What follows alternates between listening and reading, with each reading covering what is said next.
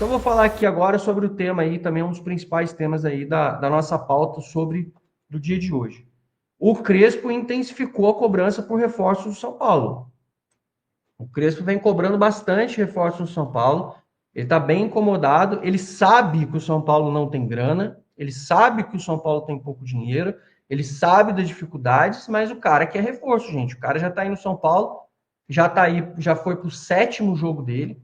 Ele vai para o oitavo jogo dele como técnico do São Paulo e até o momento só o Tapa chegou. Ele quer pelo menos mais dois jogadores.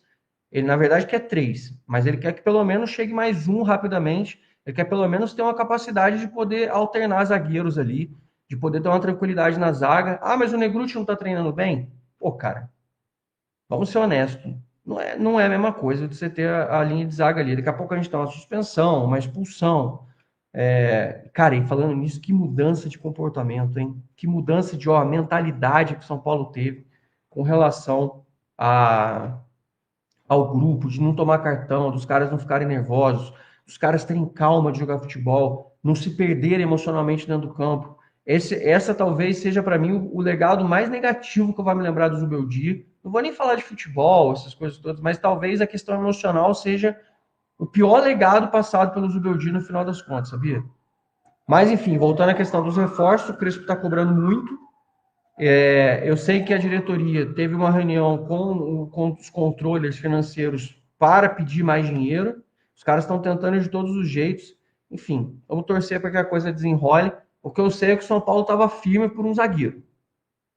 Foi a última notícia que eu tive. O São Paulo está firme por um zagueiro. Vamos ver se essa negociação caminha e o São Paulo consegue dar alguma boa notícia para o Crespo. Zanca, nossos melhores reforços não seriam o DM vazio, com certeza. Tá aí o Luiz Gustavo dizendo que vai voltar, e parece que o médico já disse para ele que tem chance de retorno. Então, assim, o Luiz Gustavo, em questão de 3 semanas, 4 semanas, já será reforço do São Paulo, hein? Luiz Gustavo pode fazer a zaga e pode fazer a volância. O Fidic é assim tão bom quanto parece? Não é nem tão bom quanto parece, nem tão ruim quanto tentam pintar. O Fidic é uma ferramenta importante que ajuda, tá? É uma ferramenta que auxilia na hora de fazer as coisas, é uma ferramenta de auxílio. Não é um negócio que vai resolver absolutamente nada, tá? É uma ferramenta de auxílio.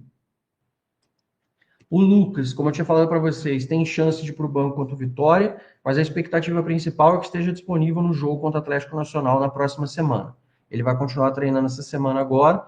Como já falei para vocês, o Luiz Gustavo já tem uma liberação médica dizendo que ele vai poder voltar a jogar, só não sabe quando, continua fazendo o tratamento dele. E como eu falei para vocês, acredito que entre 2 a 4 semanas, 3 a 4 semanas, o Luiz Gustavo já esteja aí apto a reforçar o São Paulo.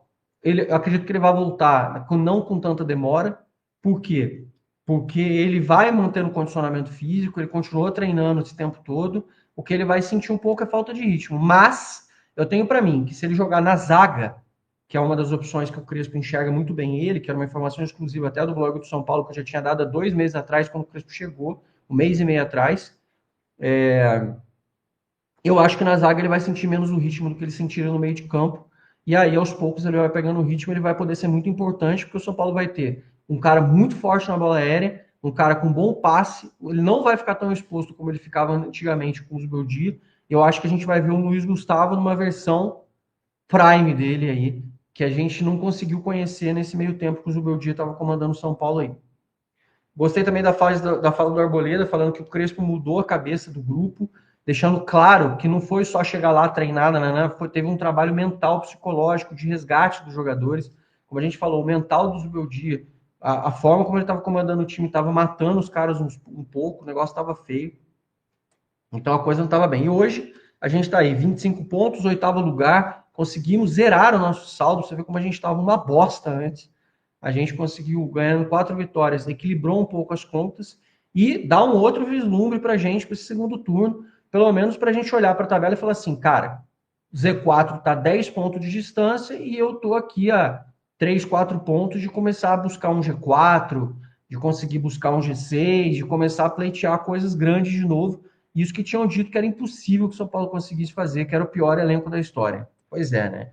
Como dizia o Juvenal, o tempo é o senhor da razão. Cara, e o Cedric ontem na treta com, com o Roger, ia ser muito foda. O Cedric putaço ontem. O Cedric tava boladaço ontem, queria partir pra porrada com o Roger, porque o Roger foi pra cima dele e tinha que ter sido expulso. É que o árbitro é um puta de um banana, como foi um banana também na marcação do pênalti pro Inter.